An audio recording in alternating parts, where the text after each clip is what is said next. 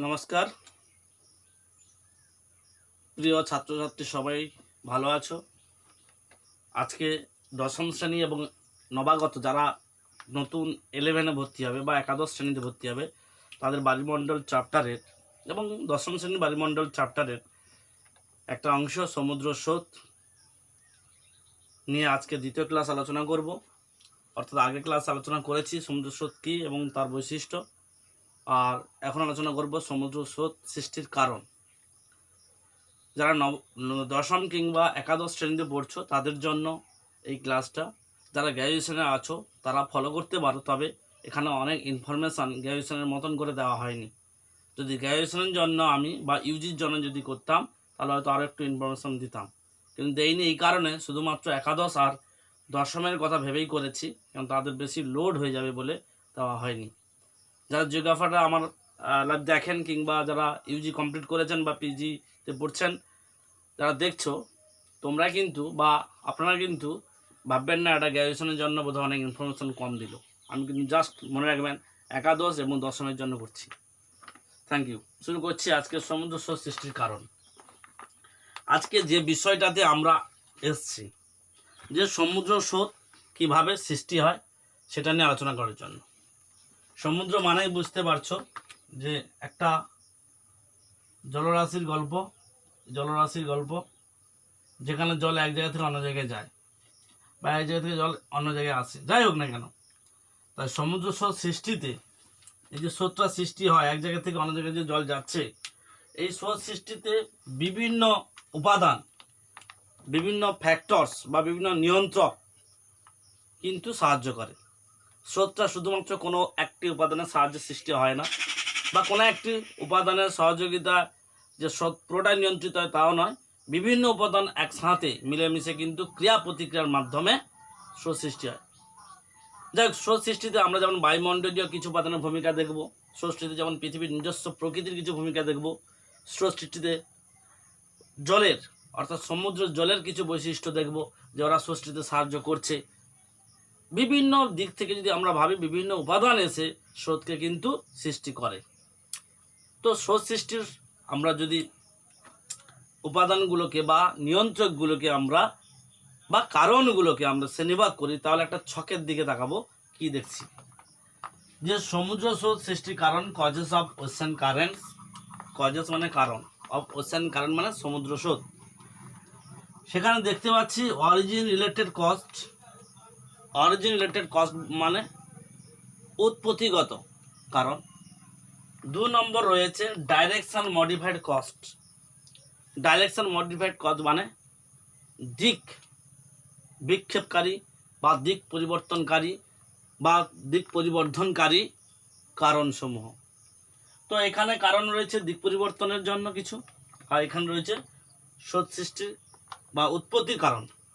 অর্থাৎ প্রথমে স্রোতটা সৃষ্টি হোক, তার পরে কিভাবে দিক পরিবর্তন করে তার কারণ পড়ব, বা কী কারণে দিক পরিবর্তন করে আবার নতুন স্রোত তৈরি করে বা নিউ স্রোত জেনারেট হয় বা উৎপন্ন হয়, সেটা আমরা জানবো। আগে পড়বো কিভাবে উৎপত্তি লাভ করছে, অরিজিন উৎপত্তি করছে বা ফরমেশন হচ্ছে, স্রোতটা কীভাবে সৃষ্টি হচ্ছে। সেই উৎপত্তিগত যদি আমরা কারণটা দেখি, তাহলে দেখব মেন 3টে পয়েন্টের কথা বলেছি। উৎপত্তিতে 3টে পয়েন্টের কথা বলেছি। ফার্স্ট পয়েন্ট যেটা বলছি যে 1 নম্বর, একটা 2 নম্বর, একটা 3 নম্বর। 1 নম্বর বলেছি আর্থস নেচার, মানে বাংলায় লিখে রেখো পৃথিবীর প্রকৃতিজনিত কারণে, পৃথিবীর নিজস্ব প্রকৃতি বা নিজস্ব বৈশিষ্ট্যজনিত কারণে স্রোত সৃষ্টি হয়। বা এটাকে আমরা একটু ঘুরিয়েও বলতে পারি যে এক্সট্রা প্ল্যানেটারি কজেস, মানে পৃথিবীর বাইরের কিছু কারণ। যেমন মাধ্যাকর্ষণ শক্তি বলে একটা শক্তি আছে পৃথিবীর বাইরের পাশে, কারণ অর্থাৎ পৃথিবীর সাথে অন্যান্য বস্তুর বা পৃথিবীর নিজস্ব আবর্তন গতিজনিত কারণে বা পৃথিবীর কী বলা যায় সঙ্গে অন্য মহাজাগতিক বস্তু যে আকর্ষণ বিকর্ষণ, সেই বিষয়ে যে কারণটা, সেটা আমরা এভাবে বলতে পারি যে আর্থ নেচার, পৃথিবীর নিজস্ব উপবৃত্তাকার আকৃতি, পৃথিবীর নিজস্ব একটা আবর্তন গতি, পৃথিবীর নিজস্ব একটা গ্র্যাভিটি ফোর্স রয়েছে, সেইগুলো হচ্ছে পৃথিবীর প্রকৃতিজনিত কারণ। প্রকৃতি নেচার মানে প্রকৃতিজনিত কারণ। 2 নম্বর যেটা বলছি যে এক্সোওশিয়ানিক কজেস। এক্সোওশিয়ানিক মানে একটা সমুদ্র জলতল আছে, এটা সমুদ্রের জলতল উপরে বায়ু আছে, এটা অ্যাটমসফিয়ার বায়ু। এই বায়ু মণ্ডলের কিছু উপাদান আছে, বায়ুমণ্ডল কিছু ঘটনা আছে যেগুলো সমুদ্র স্রোত সৃষ্টিতে সাহায্য করে। এই জন্য ওটা বলছে এক্সট্রো ওসিয়ানিক, মানে সমুদ্রের বাইরে বা সমুদ্রের বহিরংশে, যাকে আমরা অ্যাটমসফিয়ারিক কজও বলতে পারি, অ্যাটমসফিয়ারিক কজ বা বায়ুমণ্ডলীয় কারণ বলতে পারি। তাহলে একটা পৃথিবীর প্রকৃতিজনিত, একটা বায়ুমণ্ডলজনিত, আর একটা রয়েছে ওশিয়ানিক কজ বা উইথ ইন সি ওয়াটার, মানে সমুদ্র জলতলের নিজস্ব কারণে বা সমুদ্র জলতলের বিভিন্ন বৈশিষ্ট্যের তারতম্যের কারণে সমুদ্র স্রোত সৃষ্টি হয়। অর্থাৎ সমুদ্র স্রোত সৃষ্টিতে সমুদ্র জলের নিজস্ব কিছু উপাদান আছে যার কারণে স্রোত সৃষ্টি হচ্ছে, আবার বায়ুমণ্ডল কিছু উপাদান আছে তার কারণে স্রোত সৃষ্টি হতে পারে। একটা আছে পৃথিবীর প্রকৃতিজনিত কারণে স্রোত সৃষ্টি হতে পারে। এবার স্রোত সৃষ্টিতে যে কারণগুলো বললাম সেগুলোর পরে স্রোতের দিক বিক্ষেপের জন্যও কতগুলো কারণ রয়েছে, সেই কারণগুলো একটু আমরা দেখে নেই যে স্রোতের দিক বিক্ষেপ করি কী কী কারণ রয়েছে। আমরা দিক বিক্ষেপ করতে গেলে, মানে স্রোতের দিক বিক্ষেপকারী যে শক্তিগুলো রয়েছে বা কারণগুলো রয়েছে সেগুলো আমরা একটু দেখে নেব। যে প্রথম বলবো যে ডাইরেকশন, দিক পরিবর্তনের ডাইরেকশন মানে দিক পরিবর্তন, direction and shape of coastal line. Coastal line মানে উপকূল রেখা। কোস্টাল লাইন মানে কি বললাম? উপকূল রেখা। তাহলে প্রথম যে পয়েন্ট, এটা আমি চিত্রটা এখানে দিয়েছি, মুছে দিলাম, পরে বলছি। একটা পয়েন্ট বলি যে প্রথমে যে ডাইরেকশন মানে দিক পরিবর্তন হয়, দিক পরিবর্তন এবং তার সাথে যুক্ত কি না শেপ, SHAPE, শেপ মানে আকার, অফ কোস্টাল লাইন, অর্থাৎ উপকূল রেখার আকারের ওপর নির্ভর করে দিক পরিবর্তন। উপকূলের আকৃতির ওপর, উপকূলের বা তটভূমির আকৃতির ওপর বা তটভূমির আকারের ওপর ডিপেন্ড করে বা নির্ভর করে কিভাবে সমুদ্র দিক পরিবর্তন করবে। এছাড়াও একটা কারণ রয়েছে, আমি একটা কারণ লিখলাম। 2 নম্বর, মানে এর আন্ডারেই রয়েছে 2 নম্বর কারণ যদি লিখি যে সিজনাল ভেরিয়েশন। কি লিখবো? Seasonal variation.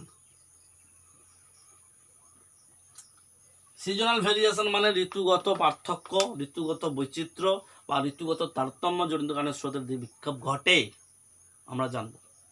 3 নম্বর যে বিষয়টা আসবো সেটা হচ্ছে সিজনালের পর মেল্টিং, বটম টপোগ্রাফি। 3 নম্বর বটম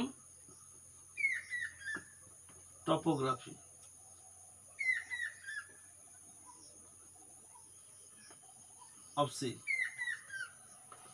সমুদ্রের বটম টপোগ্রাফি, বটম মানে নিচে বা তলদেশ, টপোগ্রাফি বলতে আমরা বুঝি ভূপ্রকৃতি।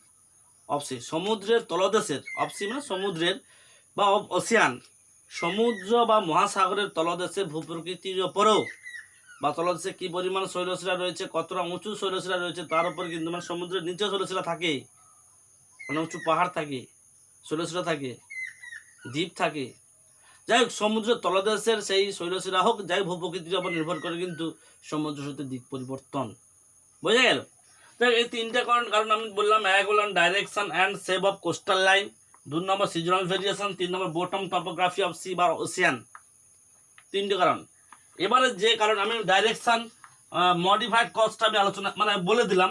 এরপরে যে কজগুলো আছে সেই কজগুলো আমরা যদি বলি আর্থ নেচার, এক্সো ওশানিক এবং ওশানিক কজেস, সেগুলো যদি দেখি একটু এক নজরে দেখি, তোমরা তুলে নাও।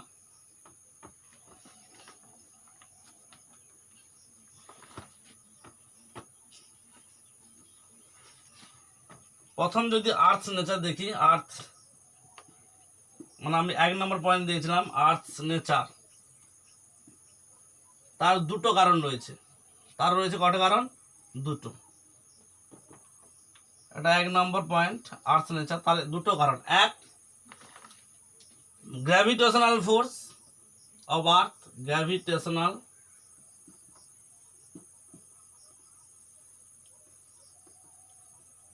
ফোর্স অফ আর্থ,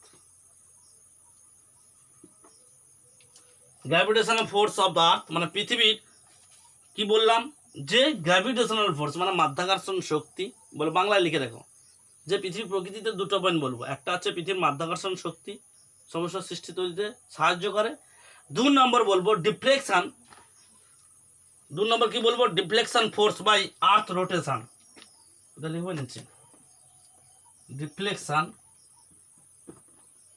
ফোর্স এফআরসি force by earth rotation, earth rotation. তাহলে আমরা কি বললাম, ডিফ্লেকশন ফোর্স মানে দিক পরিবর্তনকারী বল বা দিক বিক্ষেপকারী বল বাই আর্থ রোটেশন, মানে পৃথিবীর আবর্তন গতিজনিত কারণে দিক পরিবর্তনকারী বল অর্থাৎ কোরিওলিস বল সৃষ্টিতে সাহায্য করে। তাহলে দ্বিতীয় পয়েন্টে লিখবো আবর্তন গতি ও কোরিওলিস বল দিক কোরিওলিস বল ও আবর্তন গতি ও কোরিওলিস বল সমস্যা সৃষ্টি করে। 2 নম্বর পয়েন্টটা ডিসকাস করবো, এগুলো সব ডিসকাস করবো। 2 গেল। এবার 3 নম্বর হচ্ছে এক্সো ওসিয়ানিক অ্যাটমসফিয়ারিক কারণ বা এক্সো ওসিয়ানিক কজেস, এই 2 নম্বরটা পড়বো।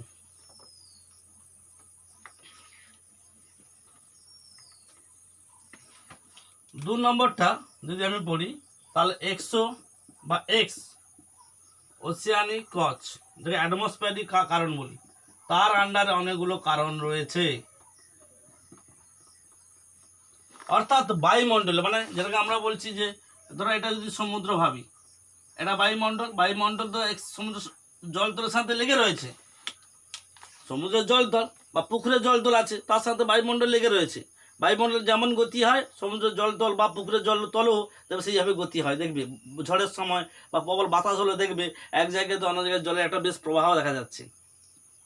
সেই রকম জলের সাথে কিন্তু বায়ুমণ্ডলে একটা কি আছে সংযোগ আছে, এবং বায়ুমণ্ডলের বিভিন্ন উপাদান রয়েছে যা আশ্রয় সৃষ্টিতে সাহায্য করে। আমরা যে বিষয়গুলো একটু দেখে নেব, মানে আমরা বায়ুমণ্ডলীগত কাজ মানে কারণগুলোকে আমরা দেখে নেবো যে কি কি পয়েন্টগুলো আছে। প্রথম দেখবো যে অ্যাটমসফিয়ারিক প্রেসার, অ্যাটমসফিয়ারিক প্রেসার মানে কি লিখে না, বায়ুমণ্ডলীয় চাপ, প্রেসার, বায়ুমণ্ডলীয় চাপ বা অ্যাটমসফিয়ারিক প্রেসার। প্রথম কারণটা আমরা তাহলে বায়ুমণ্ডলীয় চাপটা সম্পর্কে আমরা জানবো পরে। 2 number wind flow, wind flow and frictional force, frictional force, friction FRICTION, frictional NL force মানে ঘর্ষণ বল। বায়ু প্রবাহ এবং ঘর্ষণ বল কিন্তু বায়ু যে প্রবাহ হয় এবং তার সাথে সমুদ্র জলতলের যে ঘর্ষণ বলটা কাজ হয়, সেই ঘর্ষণ বল জনিত কারণে স্রোত সৃষ্টি হয়, সেটা আমরাও পড়বো। 3 নম্বর উইন্ডফ্লো পড়লাম। 3 নম্বর যে কারণটা আমরা পড়বো যে প্রিসিপিটেশন, প্রিসিপিটেশন মানে কি অধঃক্ষেপণ, প্রিসিপিটেশন, প্রিসিপিটেশন PRECIPITATION, প্রিসিপিটেশন মানে অধঃক্ষেপণ, মানে বৃষ্টিপাত হতে পারে, তুষারপাত হতে পারে বা শিলাবৃষ্টি হতে পারে, যাই হোক না, কঠিন তরল আকারে যে মাধ্যাকর্ষণ শক্তির টানে যে জলকণা বা বরফকণা যে পড়ে সেটাই হচ্ছে অধঃক্ষেপণ। সেই অধঃক্ষেপণ কিন্তু ভূমিকা পালন করে স্রোত সৃষ্টিতে, অধঃক্ষেপণের পরিমাণের উপর ডিপেন্ড করে স্রোত কেমন তৈরি হবে। নেক্সট হচ্ছে ইভাপোরেশন, নেক্সট কি আছে ইভাপোরেশন মানে বাষ্পীভবন, বাংলায় লিখতে পারো তোমরা, কোনো অসুবিধা নেই, তোমরা বাংলায় লিখলেও কোনো অসুবিধা নেই, লিখে নিতে পারো ইভাপোরেশন, ইভাপোরেশন বা ইনসুলেশনও লিখতে পারি, ইনসুলেশন, ইনসুলেশন মানে সূর্যরশ্মি পত্তন কোণ বা সূর্যরশ্মি পরিমাণ, আগত সূর্যরশ্মি পরিমাণ, ইনসুলেশন এটা জানো, ক্লাস 10-এ পড়েছো, ইনসুলেশন বায়ুমণ্ডল চ্যাপ্টারে পড়েছো। আর ইভাপোরেশন মানে বাষ্পীভবন, তোমরা এটা বায়োলজিতেও পড়েছো, ইভাপোরেশন বাষ্পীভবন। অর্থাৎ দেখতে পাচ্ছি তাহলে বায়ুমণ্ডলের চাপ, বায়ু প্রবাহ, ঘর্ষণ বল, 3 নম্বর অধঃক্ষেপণ, 4 নম্বর হচ্ছে বাষ্পীভবন, তার সঙ্গে রয়েছে সূর্যরশ্মি পত্তন বা আগত সূর্যরশ্মির পরিমাণ, অ্যামাউন্ট অফ দ্য সানশাইন অথবা amount of the insolation on the earth surface. এরা কিন্তু কি করে বায়ুমণ্ডলীয় কারণ যা সমুদ্র স্রোত সৃষ্টিতে কিন্তু সাহায্য করে। তাহলে আমরা পড়লাম এক্সো ওসিয়ানিক অর অ্যাটমসফিয়ারিক কজটা বললাম, এবারে বলবো 3 নম্বর ওসিয়ানিক কজ বা সামুদ্রিক কজ। 3 নম্বর তাহলে কি বলবো অসিয়ানিক কজ বা কজেস, যে সমুদ্রের জলরাশির কি কি উপাদান হচ্ছে সমুদ্র সৃষ্টিতে সাহায্য করে। প্রথম, pressure gradient of the sea water. Pressure gradient, pressure gradient, তাহলে প্রথম কি বললাম যে প্রেসার গ্রেডিয়েন্ট। প্রেসার গ্রেডিয়েন্ট মানে কি, বায়ুমণ্ডলীয় বা এমনি চাপের ঢাল বলতে হবে, বায়ুমণ্ডলীয় চাপের ঢাল বলি, তেমন এখানে কি লিখবো, প্রেসার গ্রেডিয়েন্ট অফ সি লিখলে, সি ওয়াটার, তাহলে একটু যুক্ত হয়ে যাবে বায়ুমণ্ডল না, এটা হচ্ছে সমুদ্র জলের চাপের ঢাল। তাহলে কি লিখবো, যে সমুদ্র জলতলের চাপীয় ঢাল স্রোত সৃষ্টিতে সাহায্য করে। এক, 2 নম্বর যে পয়েন্টটা আমরা বলবো যে ওশেনিক কজের মধ্যে, যে 2 নম্বর যে পয়েন্টটা বলবো যে টেম্পারেচার ভেরিয়েশন। 2 নম্বর কি, temperature, temperature variation, variation. Temperature variation মানে কি, উষ্ণতার পার্থক্য বা তারতম্য। 2 নম্বর তাহলে বলছি উষ্ণতার পার্থক্য বা তারতম্য সমুদ্রের জলের কিন্তু উষ্ণতার পার্থক্য ঘটায়, ফলে স্রোত সৃষ্টিতে কিন্তু সাহায্য করে। 2 নম্বর বললাম, এছাড়াও আছে, এবার সে লিখছি। 3 নম্বর হচ্ছে স্যালিনিটি। স্যালিনিটি মানে স্যালিনিটি, স্যালিনিটি মানে লবণতা। 4 নম্বর, 3 নম্বর, 4 নম্বর স্যালিনিটির পর আছে ডেনসিটি। কি আছে, ডেনসিটি, ডেনসিটি মানে ঘনত্ব, সমুদ্র জলের ঘনত্ব। এটা বললাম লবণতা, তারপরে বললাম ঘনত্ব। এছাড়া রয়েছে melting of ice, melting, melting of ice. Melting of ice মানে হিমবাহের গলন। তাহলে হিমবাহের গলন, সমুদ্র জলের ঘনত্ব, সমুদ্রের লবণতা, সমুদ্র জলের উষ্ণতার পার্থক্য এবং চাপ ঢাল, এরা সমুদ্র জলেরই সব ঘটনা, এরা কিন্তু সমুদ্র সৃষ্টিতে সাহায্য করে। তাহলে আমরা একটা বিষয় পরিষ্কার হচ্ছি যে কারণগুলো আমরা ছকে পড়ে নিলাম, কারণটাকে তোমাকে মাথায় আগে রাখতে হবে। ক্লাস 10-এ যারা পড়ো তারা যে খুব এত জটিল কারণ মাথায় রাখতে হবে তা নয়, কয়েকটা বেসিক্যালি পয়েন্ট লিখলেই কিন্তু নাম্বার পাওয়া যাবে। এত বিশাল ভেঙে লিখতে হবে তা নয় কিন্তু। 10ম শ্রেণীর জন্য বলছি, তোমরা কি করবে, সবগুলো বেসিক পয়েন্ট থেকে একটা দুটো করে নিয়ে নেবে। ধরো আবর্তন গতি লিখলে, কোরিওলিস বল লিখলে 1 নম্বর, ওটা একটা দিলে। 2 বায়ু প্রবাহ একটা কারণ দিলে, সমুদ্র জলে ঘনত্ব লবণতা দিলে একটা। এইভাবে কয়েকটা কারণ দিলে কিন্তু 5টা কারণ দিলে 5-এর 5 পাওয়া যায় যদি ছবি দিতে পারো। ছবি এবং সঠিক ব্যাখ্যা থাকলে 5-এর 5 পাওয়া যায়। এত শ্রেণীভাগ দিতে হবে না। 11 হলে একটু বেশি দিতে হয়, এই শ্রেণীটা দিতে হবে, বাংলায় দিতে হবে, ইংলিশে দিতে হবে না। যারা গ্র্যাজুয়েশন পড়ে তারা একটু ইংলিশ ফলো করতে হবে, নাহলে হবে না। এবং ইনফরমেশানগুলো যোগ করে লজিক দেখিয়ে একটু কি বলা যায়, ভারত্ব বাড়াতে হবে, ঠিক আছে। যাই হোক, ক্লাস অনুযায়ী কিন্তু আমরা লোডিং ক্যাপাসিটি ডিপেন্ড করে, সব জায়গায় সব জিনিস চাপিয়ে দেবো বললে হয় না। এবারে যে ক্লাসটা আমরা মানে যে জিনিসটা আলোচনা করব, যে প্রত্যেকটা কারণ আমরা একটু খাতার দিকে লক্ষ্য করো। প্রথম যে কারণটা আমরা পড়েছিলাম যে অরিজিন রিলেটেড কস্ট বা উৎপত্তিগত কারণ, তার প্রথম যে পয়েন্টটা পড়েছিলাম যে আর্থস নেচার মানে পৃথিবীর প্রকৃতি। সেই পৃথিবীর প্রকৃতির তার আবার প্রথম পয়েন্ট ছিল গ্র্যাভিটেশনাল ফোর্স। আমি গ্র্যাভিটেশনাল ফোর্স কীভাবে সমুদ্র স্রোত সৃষ্টিতে সাহায্য করে আমরা শর্ট করে একটু বুঝে নেব, ঠিক আছে। চলো,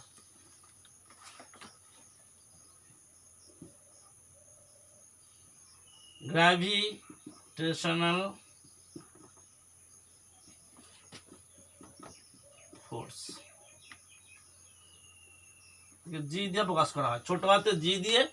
গ্র্যাভিটেশনাল ফোর্সকে ছোট হাতের জি দিয়ে ইন্ডিকেট করা হয় বা চিহ্নিত করা হয়। তো গ্র্যাভিটেশনাল ফোর্স কি আমরা এমনিই জানি যে পৃথিবী, আমি ডিসকাস করছি, পৃথিবী প্রত্যেক বস্তুকে তার নিজের দিকে আকর্ষণ করে। পৃথিবী শুধু নয়, মহাজগতের সমস্ত বস্তু একে অপরের দিকে আকর্ষণ করে, অর্থাৎ যে যার নিজস্ব ক্ষমতা অনুযায়ী, নিজস্ব ভর অনুযায়ী এবং দূরত্ব অনুযায়ী কিন্তু একে অপরকে আকর্ষণ করে। নিউটন বলে একজন মানে বিখ্যাত পদার্থ বিজ্ঞানী, নিউটন, স্যার আইজাক নিউটন, তোমরা জানো, তিনি একটা সূত্রের কথা বলেছিলেন। কি বলেছিলেন?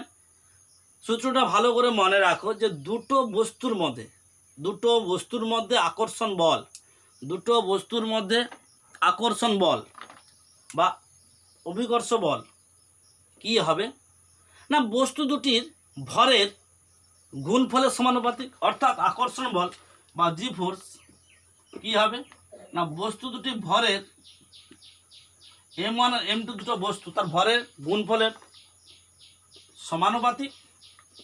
এবং 2 নম্বর, ওই দুটো বস্তুর মধ্যে ধরো এই বস্তু M1 আর M2 এই দুটোর মধ্যে দূরত্ব D। বলছে গ্র্যাভিটেশনাল ফোর্সটা কার উপর ডিপেন্ড করবে, দুটো বস্তু ভরের গুণফলের একটা সমানুপাতিক চিহ্ন দিয়েছিলাম আমি, এইটা সমানুপাতিক, এবং দূরত্ব মানে D বর্গের ব্যস্ত অনুপাতে, অর্থাৎ জি এফকে ভেঙে দিলে 1/m জি ভেরিয়াস M1 গুণিতক M2 একটা হতে পারে সূত্র। আবার জি ফোর্স গ্র্যাভিটেশনাল ফোর্স এফটা ছোট করে নিচের দিকে লিখতে হয়, জি ফোর্স ভেরিয়াস 1/d²। দুটোকে যদি আমরা যোগ করি অর্থাৎ জি এফ ভেরিয়াস M1 গুণিত M2 আবার জি এফ ভেরিয়াস 1/d², দুটোকে একসাথে যোগ করে দাও, দেখবে এইটা আসছে। কেন M1 M2 উপরেই আছে সমানুপাতিক সম্পর্ক, এটা বাই আছে তাই নিচে আছে, ওটা অর্থাৎ ভাঙলে এই 1/d²কে এইভাবে তো লেখা যেতে পারে, তাই না? যাই হোক, এই দুটো সূত্র একসাথে কম্বিনেশন করে হচ্ছে দুটো বস্তুর মধ্যে আকর্ষণ বল, বস্তু দুটি ভরের সমানুপাতিক গুণফলের সমানুপাতিক এবং দূরত্বের বর্গের ব্যস্তানুপাতিক। অর্থাৎ যত কাছাকাছি থাকবে আকর্ষণ বেশি হবে, যত দূরে যাবে আকর্ষণ বল কমে যাবে। অর্থাৎ দূরত্ব দূরত্ব বাড়লে এমন হারে অভিকর্ষ কমবে তার বর্গের সাথে অভিকর্ষ বলের পরিমাণ কমে যাবে, যা ভরও সেখানে বাড়তে পারবে না। ঠিক আছে, সেই অনুযায়ী যদি পৃথিবীর আকৃতির কথা ভাবি, পৃথিবীর আকৃতি কিন্তু অভিগত গোলক, পৃথিবীর আকৃতি অভিগত গোলক। এটা হচ্ছে নিরক্ষীয় ব্যাস, এটা হচ্ছে মেরু ব্যাস, এটা সাউথ পয়েন্ট, এটা নর্থ পয়েন্ট, এটা ইস্টে, এটা ওয়েস্ট। তো এইটা হচ্ছে নিরক্ষীয় ব্যাস, এটা মেরু ব্যাস। কেন নিরক্ষীয় মানে যে কোনো গোলক বা উপগোলক বা বৃত্তাকার মাঝ বরাবর যে উত্তর দক্ষিণে পূর্ব পশ্চিমে যে অক্ষটা থাকে সেটা নিরক্ষ অক্ষ বলে। এই নিরক্ষ অক্ষ দূরত্ব হচ্ছে 12,000, মানে এই পুরোটা 12,757 কিলোমিটার। এটা হচ্ছে বলা হয় ইকুইটোরিয়াল অক্ষ। আমি বেশি বাড়াবো না, বেশি বাড়াতে গেলেই ভার বেড়ে যাবে, অনেক সময় বেড়ে যাবে, ভিডিও অনেক লেন্দি হয়ে যাবে। এইটা হচ্ছে মেরু ব্যাস, এটা 12,714 কিলোমিটার, অর্থাৎ 7 থেকে 3 বাদ দাও 53 কিলোমিটারের মতন। হ্যাঁ ওই 53 হচ্ছে তো, 57 আর 14, 7 থেকে 4 গেলে 3 4 43 কিলোমিটারের মতন কি হচ্ছে বেশি হচ্ছে নিরক্ষীয় অঞ্চল। আচ্ছা, এই অঞ্চলে ব্যাস বেশি হওয়ার জন্য, এই অঞ্চলের তুলনায় মানে মেরু অঞ্চলের তুলনায় নিরক্ষ অঞ্চল ব্যাস বেশি হওয়ার জন্য এখানে কিন্তু দূরত্বটা বেশি হচ্ছে বলে এখানে স্ফীত হয়ে আছে। কি হয়ে আছে? স্ফীত। এই স্ফীতর কারণে কি আছে না, স্ফীতর কারণে আছে কি না, এখানে দূরত্ব তাহলে কেন্দ্র থেকে এখানে কি হচ্ছে, কেন্দ্র থেকে এখানে দূরত্ব বেশি এর তুলনায়। অর্থাৎ আমরা যদি এইটাকে এক্স ধরি, ওয়াই ধরি, এটাকে একটা জেড ধরি, তাহলে অবশ্যই জেড ধরি, তাহলে আমি অবশ্যই লিখতে পারি যে এক্স জেড, কি লিখতে পারি না X Z greater than X Y. অর্থাৎ এক্স ওয়াইটা বড়ো কার তুলনায়, এক্স জেডের তুলনায়, অর্থাৎ এইটার তুলনায় এটা বড়। তাই দূরত্ব এটা যদি D1 ধরি, এটা যদি D1 ধরি, এটা ধরো কি D2, তাহলে লিখবো D1 গ্রেটার দেন D2। তার দূরত্ব এখানে বেশি, তার দূরত্ব বেশি হলে গ্র্যাভিটেশনাল ফোর্স কি হয়, কম হয়। তাহলে এখানে গ্র্যাভিটেশনাল ফোর্স GF আর এখানে GF, এটা F1 এটা F2 ধরছি, সব এটা 1 এটা 2, এটা 1 ধরছে, এটা 2, এটা 1 এটা 2, এটা 1 এটা 2 ধরছি। তাহলে গ্র্যাভিটেশনাল ফোর্স সে তুলনায় গ্র্যাভিটেশনাল ফোর্স 2 মানে এইখানে বেশি হবে। তাই কি না, ভুল লেখা হয়েছে, মন দিয়ে একটু দেখো। যেহেতু দূরত্ব বেশি তাই অভিকর্ষের পরিমাণটা কি হবে, ওখানে কম হবে। অর্থাৎ GF greater than GF1 greater than GF2। দেখো এইটা বললাম যে দূরত্ব, এইটা হচ্ছে ছোট, এইটা বড়, যেদিকে হাঁ কাটা থাকে, আমরা একটা হাঁ কাটা বলি, মানে একটা লেজেন চিহ্ন, এটাকে হাঁ কাটা বলি। হাঁ কাটার ভিতরে যে থাকবে সে বড় হয়, যদি এ পাশেও থাকে এ বড় হবে, বুঝা গেল? এটা মনে রাখবে যে হাঁ কাটার ভিতরে যে থাকবে সে বড় হয়, তাহলে এইটা বড় হচ্ছে। তো এখানে D2টা অনেকটা বড়, মানে অনেক দূর আছে, দূরত্ব বেশি। এটা হচ্ছে ডি মানে কি ধরছি? দূরত্ব। D1 বা D2 দুটোই দূরত্ব বোঝাচ্ছে। আবার GF1 বা GF2 এটা হচ্ছে অভিকর্ষজ বল। অভিকর্ষজ বল লিখে রাখো। অভিকর্ষজ বল কি হচ্ছে না, GF2তে কম হচ্ছে, বেশি হচ্ছে কার? হাঁকড়া ভিতরে কে আছে? এটা GF1, অর্থাৎ এইটার অভিকর্ষজ বলটা বেশি, এখানে অভিকর্ষজ বলটা কম। ঠিক আছে, তাহলে বলো এইটা নিরক্ষীয় অঞ্চল তাহলে দূরে রয়েছে, তাই অভিকর্ষ বলটা কি কম হচ্ছে। এখানে কাছে রয়েছে কেন্দ্র থেকে, তাই অভিকর্ষ বলটা বেশি হচ্ছে। তাহলে অভিকর্ষ বল যদি বেশি কম হয় তাহলে স্রোত সৃষ্টিতে কি ভূমিকা আছে? না, দেখা যাচ্ছে পৃথিবীর কেন্দ্র থেকে নিরক্ষীয় অঞ্চল দূরে থাকার জন্য সেখানে সমুদ্র জলের উপর পৃথিবীর আকর্ষণ কিন্তু কম, তাই না? এইটা কেন্দ্র থেকে মেরু অঞ্চলের জল কাছে থাকার জন্য সেখানে কিন্তু আকর্ষণ ক্ষমতা বেশি। তাহলে নিরক্ষীয় অঞ্চলের তুলনায় মেরু অঞ্চলের জল বেশি আকৃষ্ট হয়ে থাকবে, অর্থাৎ বেশি জল নিম্নমুখী হবে, সমুদ্রের নিচের দিকে যাবে। অর্থাৎ উপরের জল সমুদ্রের নিচের দিকে যাবে কেন? পৃথিবীর কাছাকাছি যাওয়ার চেষ্টা করবে, আকর্ষণ ক্ষমতা বেশি রয়েছে, অর্থাৎ অভিকর্ষজ ত্বরণ বেশি রয়েছে। আর এখানে কি হচ্ছে? অভিকর্ষজ বল কম, অভিকর্ষজ ত্বরণও কম, তাই এখানে কি হবে? তত টান থাকছে না, তাই জলকে যথেষ্ট আঁকড়ে রাখার চেষ্টা করবে না। তাই দেখা যাবে এখানে কি হচ্ছে? জলের এইদিকে আসার প্রবণতাটা বেশি, এইদিকে আসার প্রবণতাটা বেশি। ভাবো, নিরক্ষীয় অঞ্চল থেকে মেরুর দিকে জল আসবে এবং নিম্নমুখী হবে, মানে সমুদ্রের কথা যদি ভাবি এইভাবে, এটা নিরক্ষীয় অঞ্চলে যদি 90 ডিগ্রি ভাবি, নিরক্ষীয় অঞ্চল থেকে জল আসবে, এসে কিন্তু নিম্নমুখী হবে। কারণ নিম্নমুখী হবে কেন? না, এখানে অভিকর্ষের মানটা বেশি আছে, 1, 2, মেরু অঞ্চলের জল হচ্ছে ঠান্ডা জল, শীতল জল, ভারী জল, এবং তাকে বেশি করেই টানবে পৃথিবীর কেন্দ্র। এদিকে দূরত্ব কম আর এদিকে ভারী জল, আকর্ষণ বেশি হবে। বোঝা গেল? ওটা যেমন একটা কজ, যে মেরু অঞ্চল নিরক্ষীয় অঞ্চলে একটা কজের কথা বললাম। এছাড়া একটা কথা বলবো, যে গভীরের কথা যদি বলি, যদি কোনো একটা সমুদ্র, ধর এটা পৃথিবীপৃষ্ঠ, তো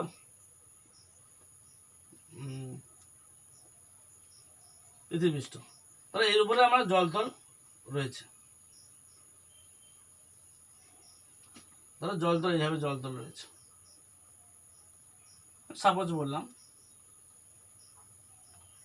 জলতল রয়েছে। তাহলে এইটা আর্থ সারফেস, এটা আর্থ সারফেস, এটা আর্থ সারফেস। ঠিক আছে, এই কেন্দ্র থেকে এইখানে দূরত্ব বেশি, মানে পৃথিবী পৃষ্ঠ থেকে এই জলতলের দূরত্ব বেশি, না পৃথিবী গড় পৃষ্ঠ থেকে এই জলতলের দূরত্ব বেশি, না পৃথিবী গড় পৃষ্ঠ থেকে এই জলতলের দূরত্ব বেশি। অর্থাৎ আমরা যদি কেন্দ্রবিন্দু যাই, এখানে কেন্দ্রবিন্দু যাই, তাহলে বলো কেন্দ্র থেকে এটা সেন্টার, কেন্দ্র থেকে এইখানে দূরত্ব বেশি, না কেন্দ্র থেকে এখানে দূরত্ব বেশি, না কেন্দ্র থেকে এখানে দূরত্ব বেশি, না কেন্দ্র থেকে এখানে দূরত্ব বেশি। তাহলে বুঝতে পারছো, পুরো যদি সমুদ্র হয়, আমি ভালো করে সমুদ্র আঁকি, সমুদ্রের তো এরকম ঢেউকম থাকতে হবে, সমুদ্র এইভাবে জলতল আছে, ধরো কেন্দ্র থেকে এই সমুদ্রের তলদেশ, কেন্দ্র থেকে মানে এই যে দূরত্বটা, আর সমুদ্র পৃষ্ঠ এই যে জায়গাটা, এইখান থেকে যদি কেন্দ্রবিন্দু দেখি, এটা দূরত্ব কোনটা বেশি? বলতে চাইছি যে সমুদ্র পৃষ্ঠ থেকে কেন্দ্র দূরত্ব বেশি, না সমুদ্র তলদেশ থেকে কেন্দ্র দূরত্ব বেশি? তলদেশ থেকে দূরত্ব কম আর উপরিপৃষ্ঠ থেকে দূরত্ব বেশি, তাই তলদেশ থেকে দূরত্ব কম আছে, মানে তলদেশে গ্র্যাভিটেশন ফোর্স বেশি, তাই জল ওখানে তলদেশে বেশি আসার চেষ্টা করে, আর উপরিপৃষ্ঠ জল এদিকে ওদিক চলে যায়, কারণ উপরে অভিকর্ষ মানটা কম রয়েছে। অর্থাৎ গভীর সমুদ্রে জল কিন্তু সব জায়গা থেকে টেনে নেয়, আর যত সমুদ্র তলদেশটা গভীর হবে তত ভাববে যে পৃথিবীর কেন্দ্রের কাছাকাছি যাচ্ছে, অভিকর্ষের মান বেশি হচ্ছে, তাই ওখানে জলের ভারিত্বও বেশি, ঘনত্বও বেশি হচ্ছে, শীতলতাও বেশি এবং ভরও বেশি পড়ছে জলের। ক্লিয়ার? এটা তাহলে আমরা এখানে পড়লাম মাধ্যাকর্ষণ শক্তি কিভাবে সমুদ্র স্রোতকে নিয়ন্ত্রণ করে বা প্রভাবিত করে। 2 নম্বর পড়বো আমরা রোটেশন অফ আর্থ, পৃথিবীর আবর্তন গতি এবং কোরিওলিস ফোর্স, যেটা আমরা বলেছিলাম deflection force and rotation of earth. Rotation of earth, পৃথিবীর আবর্তন গতি অ্যান্ড উইথ কোরিওলিস ফোর্স বা ডিফ্লেকশন ফোর্স বলতে পারি, ডিফ্লেকশন ফোর্স বা দিক বিক্ষেপকারী বল বা কোরিওলিস বল আমরা জানবো। 2 নম্বর পয়েন্ট। কার 2 নম্বর পয়েন্ট? নেচার অফ আর্থসের 2 নম্বর পয়েন্ট, যে কিভাবে রোটেশন অফ পৃথিবী কীভাবে আবর্তন করে, তারপরে কোরিওলিস বল তৈরি হয়, কোরিওল বল জনিত কারণে কিভাবে সমুদ্র সৃষ্টি আমরা একটু জানবো। আমরা 2 নম্বর বিষয়ে আসছি, যে আবর্তন গতি। পৃথিবী নিজ মুখের ওপরে, কাটা ঘামা একটা হয়ে গেল, যাই হোক আসছি। পৃথিবীতে নিজের অক্ষের ওপরে পাক খাচ্ছে, পশ্চিম দিকে পূর্ব দিকে পাক খাচ্ছে। কত ঘন্টায়? না 24 আওয়ার্সে, গড় 24 আওয়ার্সে পশ্চিম দিকে পূর্ব দিকে লাট্টুর মতন পাক খাচ্ছে পৃথিবী। এটাই পৃথিবী আবর্তন গতি, এক পাক ঘুরে আসাটাই হচ্ছে আবর্তন গতি। এই আবর্তন গতি মানে বুঝতে হবে কোথায় বেশি কোথায় কম। দেখা গেছে যে যত মেরুর দিকে যাব তত পরিধি কমছে, আর নিরক্ষ অঞ্চলের পরিধিটা বেশি। অর্থাৎ নিরক্ষ অঞ্চলে দেখা যাচ্ছে পরিধি বেশি হচ্ছে, মানে পৃথিবী পরিধি বেশি হওয়ার জন্য এখানে কিন্তু আবর্তন বেগ বেশি হচ্ছে। কেন বেশি হচ্ছে তোমরা জানো এটা? যেখানে পরিধি বেশি, একটা নির্দিষ্ট সময়ে একটা সার্কেল, ছোট সার্কেল এবং তার চারপাশে বড় সার্কেল, তার চারপাশে বড় সার্কেল মানে বৃত্ত।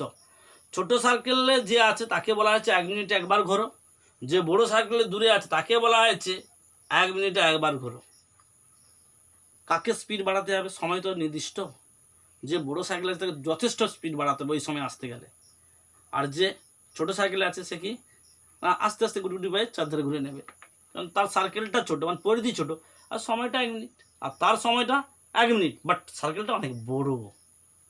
তাই এখানেও সার্কেলটা অনেক বড়, পরিধি বড়, তাই এখানে বেশি ঘুরতে হবে, বেশি স্পিডে ঘুরতে হবে, গতিতে ঘুরতে হবে, এখানে কম গতিতে ঘুরতে হবে। অর্থাৎ এখানে গতিবেগটা কি? গতিবেগ বেশি, পরিধি বেশি বলে পরিধি বেশি, গতিবেগ বেশি। আর গতিবেগ বেশি হলে দিক বিক্ষেপকারী বল বা কোরিওলিস বল সেটাও বেশি হয়। অর্থাৎ গতিবেগ এখানে বেশি বলে কোরিওলিস বল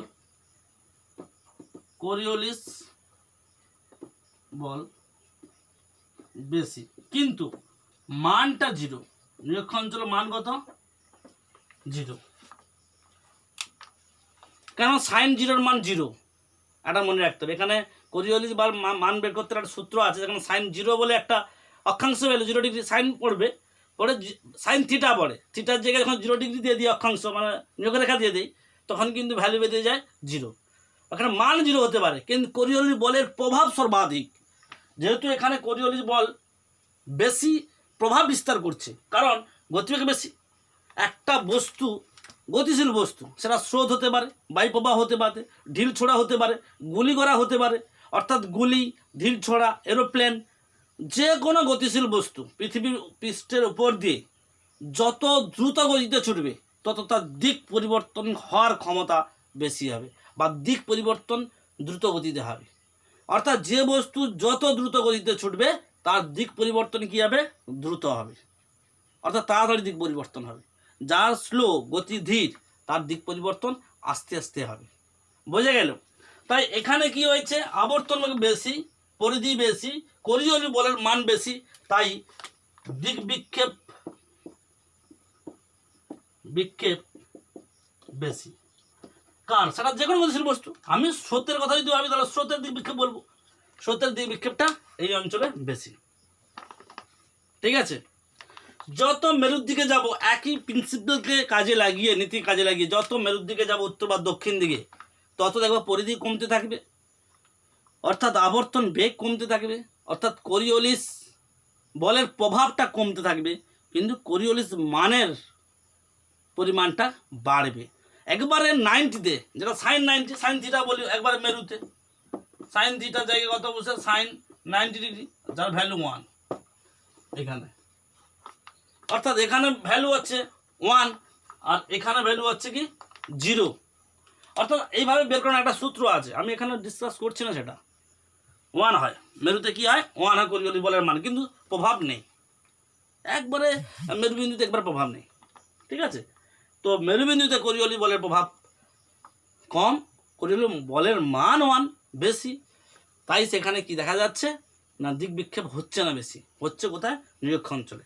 সেই জনিত কারণে একই বিষয়টাকে আমরা কাজে লাগিয়ে যদি ভাবি যে তাহলে কোরিওলিস বলের মান যদি নিরক্ষ অঞ্চলে তো বেশি হয়, তাহলে পৃথিবী যদি এরকমই থাকে, এখানে এক ধরনের বল কাজ করছে, অর্থাৎ পশ্চিম থেকে পূর্ব দিকে যখন পৃথিবী ঘুরছে তখন পূর্ব দিক থেকে একটা স্রোত এইদিকে আর এই দিকে আসছে, অর্থাৎ পূর্ব থেকে উত্তর নিরক্ষীয় স্রোত লিখে রাখো এবং দক্ষিণ নিরক্ষীয় স্রোত যখন পৃথিবী পৃষ্ঠ ওদিকে যাচ্ছে, জল নিরক্ষরেখা বরাবর পূর্ব থেকে পশ্চিমে, অর্থাৎ পশ্চিম থেকে পূর্ব যাচ্ছে পৃথিবী গতি, আর জল যাচ্ছে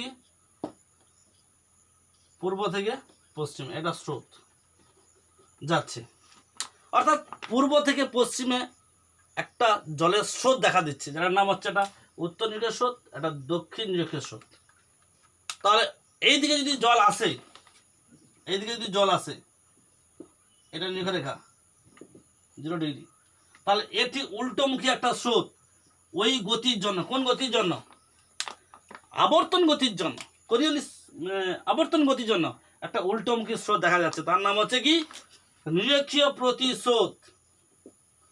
নিরক্ষীয় প্রতিস্রোত লিখে রাখো যে আবর্তন গতি পশ্চিম দিকে পূর্ব দিকে হচ্ছে, ফলে পূর্ব দিক থেকে পশ্চিম দিকে একটা জলের স্রোত দেখা যাচ্ছে, তার নাম উত্তর নিরক্ষীয় স্রোত, দক্ষিণ নিরক্ষীয় স্রোত। এবং সেই আবর্তন গতির সাথে সামঞ্জস্য রেখে এবং স্রোতের চাপের মধ্যে একটা সামঞ্জস্য রেখে কিন্তু নিরক্ষরেখা বরাবর পশ্চিম দিকে আবর্তন গতি প্রভাবপথে পশ্চিম দিকে পূর্ব দিকে একটা স্রোত যাচ্ছে, নিচ দিয়ে তলা দিয়ে নিরক্ষরেখা বরাবর সমুদ্র তলা দিয়ে যাচ্ছে, তার নাম নিরক্ষীয় প্রতিস্রোত। বুঝে গেল? এই বিষয়টা মনে রাখতে হবে। অর্থাৎ এইভাবে স্রোত যাচ্ছে। তাহলে দিক বিক্ষেপ কীভাবে হচ্ছে এগুলো কত আলোচনা করবো, অনেক বেশি বেশি, তো আমি ছোট করতে চাইলে হচ্ছে না, পুরোটা ব্যাখ্যা করে বোঝালে তোমরা একটু লিখতে পারবে, একটু বললে একটু লিখতে পারবে, কিন্তু মুখস্থ করতে হবে না, মুখস্থটা ঠিক না, ভূগোলে এই বিষয়গুলো খুব লজিক। যাই হোক, এখানে আমি যে বিষয়টা বলবো যে দিক বিক্ষেপ কীভাবে হচ্ছে না, কোরিওলিস বল 1835 সাল গ্রাস্টবডি কোরিওলিস বা জিডি কোরিওলিস 1835 সালে একটা বলের কথা বলেন, যে বলটা বলেন যে কি বল না পৃথিবী আবর্তন গতির জনিত কারণে একটা কেন্দ্র বহির্মুখী বল তৈরি হয়। অর্থাৎ পৃথিবী যদি এরকম থাকে, পৃথিবী কেন্দ্র তো একটা বলে আকর্ষণ করে, তার নাম হচ্ছে গ্র্যাভিটেশনাল ফোর্স, জি ফোর্স। কিন্তু আবার আবর্তন গতিজনিত কারণে একটা বল কেন্দ্র বহির্মুখী হওয়ার চেষ্টা করে, তার নাম কি কোরিওলিস ফোর্স। কি বললাম? অর্থাৎ গ্র্যাভিটেশনাল ফোর্স পৃথিবীর কেন্দ্রে আকর্ষণ করে, আর কোরিওলিস বল পৃথিবীর কেন্দ্র থেকে বাইরে ছিটকে যাওয়ার একটা বল সৃষ্টি হয়। সেটা আবর্তন গতিজনিত কারণে কেন্দ্র বহির্মুখী বল, তার নাম হচ্ছে কোরিওলিস ফোর্স। আর পৃথিবী অভিকর্ষের জন্য যে বলটা তৈরি হয় তার নাম হচ্ছে অভিকর্ষজ বল। তাহলে অভিকর্ষ বলের কি বিপরীত কে? Coriolis force. তাহলে অভিকর্ষ গ্র্যাভিটেশনাল ফোর্সের বিপরীত কে? কোরিওলিস ফোর্সের ফলে কি হয়, যে কোনো গতিশীল বস্তুর দিক পরিবর্তন করে। যেমন আমরা যদি ফ্রেনেলের সূত্র, কোরিওলিস ফোর্সকে কাজে লাগিয়েই কিন্তু ফ্রেনেলের সূত্রটা এসছে। ফ্রেনেল বলেছে যে উচ্চচাপ থেকে নিম্ন চাপের দিকে যদি বায়ু যায়, বায়ু বা স্রোত যে যাই না কেন, উচ্চচাপ থেকে নিম্ন চাপের দিকে বায়ু যাবে বা স্রোত যাবে, যদি সেটা উত্তর গোলার্ধ হয়, কি গোলার্ধ? উত্তর গোলার্ধে দেখা যাচ্ছে উচ্চচাপ থেকে যদি নিম্নচাপের দিকে বায়ু যায়, তখন বায়ুর কিন্তু দিক পরিবর্তন করে কোরিওলিস ফোর্স অনুযায়ী। কিন্তু কোন দিকে দিক পরিবর্তন করবে সেটা ফেরেল তা উল্লেখ করেছে। ফেরেল কি বলেছেন?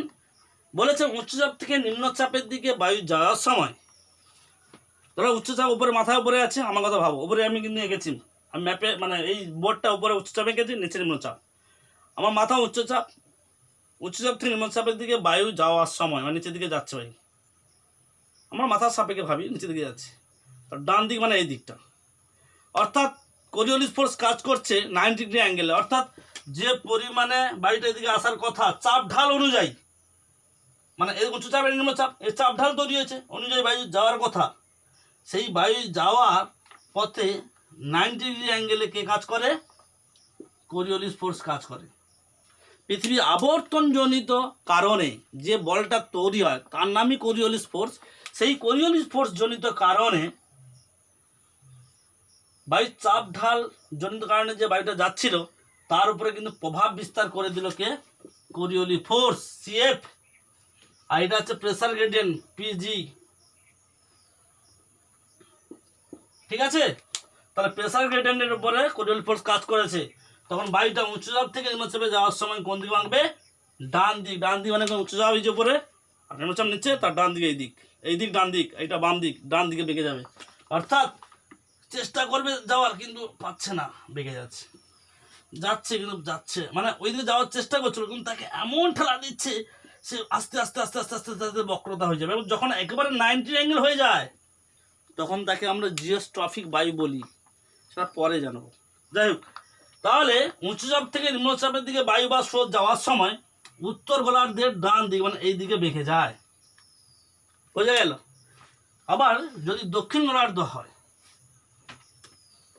নিম্নচাপ এটা উচ্চচাপ, এটা যদি দক্ষিণ গোলার্ধ হয়, এবার ছবিটায় নাম লিখলাম দক্ষিণ গোলার্ধ যদি হয়, উচ্চচাপ মানে ওই দিকে তীর্যনা হবে। তোমরা জানো দক্ষিণ গোলার্ধে বাম দিকে বেঁকে যায়, জানো বা আমি বললাম দক্ষিণ গোলার্ধে বাম দিকে বেঁকে যায় উচ্চচাপ থেকে নিম্নচাপের দিকে যাওয়ার সময়। তাহলে উচ্চচাপ থেকে নিম্নচাপের দিকে যাচ্ছে, কোন দিকে বাঁকে? বাম দিক। বাম দিক বলতে কোনটা ভাববে তুমি? এখানে দাঁড়িয়ে সেই একই মুখ ভাববে? উচ্চচাপ উপরে আছে? না, উচ্চচাপ তো উপরে নেই, আছে নিম্নচাপ, উচ্চচাপ নিচে আছে। তাহলে ভাবো উচ্চচাপ নিচে আছে মানে এখানে আছে, উচ্চচাপ থেকে বায়ু যাচ্ছে উপর দিকে নিম্নচাপের দিকে, এটা কি দিক? ডান দিক। এটা কি দিক? বাম দিক, হ্যাঁ কি না? তাহলে বলো দক্ষিণ গোলার্ধে কোন দিকে বাঁকে? বাঁকে বাম দিকে। উচ্চচাপ থেকে নিম্নচাপের দিকে যাওয়ার সময় বায়ু বা সমুদ্র স্রোত বা ঢিল যাই হোক না কেন বাম দিকে বেঁকে যাবে, অর্থাৎ এই দিকে বেঁকে যাচ্ছে। তাহলে কি বুঝলাম? উচ্চচাপ থেকে নিম্নচাপের দিকে বায়ু বা সমুদ্র স্রোত প্রবাহের সময় দক্ষিণ গোলার্ধে বাম দিকে বেঁকে গেছে। যদি শুধু এটা উত্তর লেখা থাকতো কি ক্যালমাটা হতো ভেবে দেখো দেখি, তখন কিন্তু বাম দিক হতো না, তখন কিন্তু ছবিটা এদিকে আসতো, ডান দিক হতো। এই দেখো ডান দিক। উচ্চচাপটাকে মাথায় রাখবে, সবসময় উচ্চচাপটাকে মাথার কাছে রাখবে আর নিম্নচাপটা নিচের দিকে ঝুলাবে, বা নিচে উচ্চচাপ হয়ে যাবে দিকে নিচে নিম্নচাপ দেখবে। অর্থাৎ তুমি উচ্চ থেকে নিম্ন দিকে যাচ্ছ, উচ্চ থেকে নিম্ন দিকে যাচ্ছ, তার ডান দিক, উচ্চ কাছে দাঁড়িয়ে যাবে, কল্পনা করবে আমি উচ্চ কাছে দাঁড়িয়ে আছি। ওকে, তাহলে এটা পড়লাম আমরা কোরিওলিস ফোর্সের জন্য কিভাবে বায়ু প্রবাহ বা সমুদ্র স্রোত বা যে কোনো গতিশীল বস্তু কিভাবে দিক পরিবর্তন করে। একটা এক্সাম্পল দিই, এইটা নিরক্ষরেখা মোটামুটি আসছে ছবিগুলো, এইটা হচ্ছে উত্তর নিরক্ষ আর দক্ষিণ নিরক্ষ স্রোত, এইভাবে আসছে।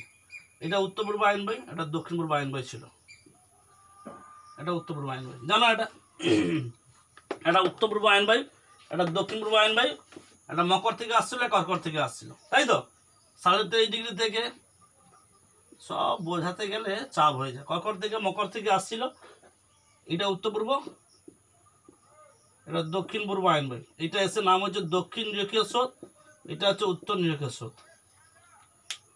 তাহলে যে বায়ুটা এইভাবে আসা উচিত ছিল, মানে এই অঞ্চল থেকে এইভাবে সোজা আসা উচিত ছিল, এইভাবে আসা উচিত ছিল, এটা উচ্চচাপ নিম্নচাপ, সোজা আসা উচিত ছিল, সোজা আসতে পারেনি, এইভাবে বেঁকে গেছে, নাম হয়েছে উত্তর পূর্ব নিরক্ষীয়। সোজা গিয়ে নাম হয়েছে আবার উত্তর নিরক্ষীয় স্রোত। কি স্রোত হয়েছে দেখো, এইটা সোজা হওয়া উচিত ছিল কিন্তু বেঁকে গিয়ে হয়েছে উত্তর পূর্ব আয়ন বায়ু অর্থাৎ উত্তর পূর্ব স্রোত। এই উত্তর পূর্ব স্রোত বা আয়ন বায়ুটা আবার যখন ডান দিকে বাঁকছে, কেন এইভাবে সোজা এসেছিল, আসা উচিত তার ডান দিকে, মানে এইটা উচ্চচাপ থেকে নিম্নচাপের দিকে আসছে, এসে ডান দিকে বাঁকছে, ওটা হয়ে গেছে উত্তর নিরক্ষীয় স্রোত। উত্তর নিরক্ষীয় স্রোত যদি আবার ডান দিকে বাঁকে তাহলে নাম হয়ে যাবে কি, এইভাবে চলে আসবে। কারণ এটা এইভাবে যাওয়ার সময় এই দিকটা ডান দিক হয় না, এই তো উচ্চচাপটা এখানে রেখেছি, ওখানে যাচ্ছে নিম্নচাপের দিকে, ধরো তাহলে ওর ডান দিক কোন দিকে, ওই দিকে বাঁকছে। এইভাবে যদি আমরা দেখি যে উত্তর নিরক্ষীয় স্রোতটা আসার সময় বিশেষ করে আটলান্টিক মহাসাগর, কোথায় আটলান্টিক মহাসাগরে উত্তর নিরক্ষীয় স্রোতটা ওই ডান দিকে বেঁকে গিয়ে উপসাগরীয় স্রোত হয়ে যায়। কি হয়ে যায়? উপসাগরীয় স্রোত হয়ে যায়। উপসাগরীয় স্রোত হয়ে গিয়ে কিন্তু আবার পশ্চিমা বায়ুর দ্বারা উত্তর আটলান্টিক স্রোত উপর দিকে যায়, যার সময় আবার ডান দিকে বেঁকে যায়, নিয়ে এদিকে ক্যানারি স্রোত হয়ে যায়। কি হয়ে যায়? ডান দিকে কেন না, এই বরাবর গেলে এর ডান দিকে এটা হচ্ছে, দেখো এই বরাবর যাচ্ছে ডান দিকে এইটা, অর্থাৎ উত্তর ভারতে উপসাগরের স্রোত কীভাবে সৃষ্টি হয়েছে না, উত্তর নিরক্ষীয় স্রোত ডান দিকে বেঁকে সৃষ্টি হয়েছে। বোঝা গেল? জাপান স্রোত, প্রশান্ত মহাসাগর জাপান স্রোত হয়েছে উত্তর নিরক্ষীয় স্রোত থেকে বেঁকে ডান দিকে সৃষ্টি হয়েছে। আবার এই দক্ষিণ নিরক্ষীয় স্রোত বাম দিকে বেঁকে নাম হয়েছে ব্রাজিল স্রোত, মানে নিচে দক্ষিণ নিরক্ষীয় স্রোত এটা বেঁকে হয়েছে ব্রাজিল স্রোত। কেন বাম দিকে হয়েছে? কেন না, আমি উচ্চচাপ থেকে নিম্নচাপের দিকে যাচ্ছি, গিয়ে কোন দিকে, এটা আমার বাম দিক, নিচের দিকে বাম দিকে হয়ে গেছে, মানুষ অর্থাৎ বাম দিকে হয়ে যাচ্ছে। অর্থাৎ স্রোতের কীভাবে দিক পরিবর্তন হচ্ছে দেখে নাও, দিক পরিবর্তন হয়ে যাচ্ছে, নতুন স্রোত সৃষ্টি হচ্ছে আবর্তনজনিত কারণে, কোরিওলিস বলের দ্বারা উপসাগরের স্রোত তৈরি হচ্ছে। কী কারণে? এই ডান দিকে বেঁকে যাওয়ার জন্য উত্তর আটলান্টিক স্রোত হয়েছে, উত্তর আটলান্টিক স্রোত তৈরি হয়েছে। কী কারণে? ওই ডান দিকে বেঁকে যাওয়ার জন্য। বোঝা গেল?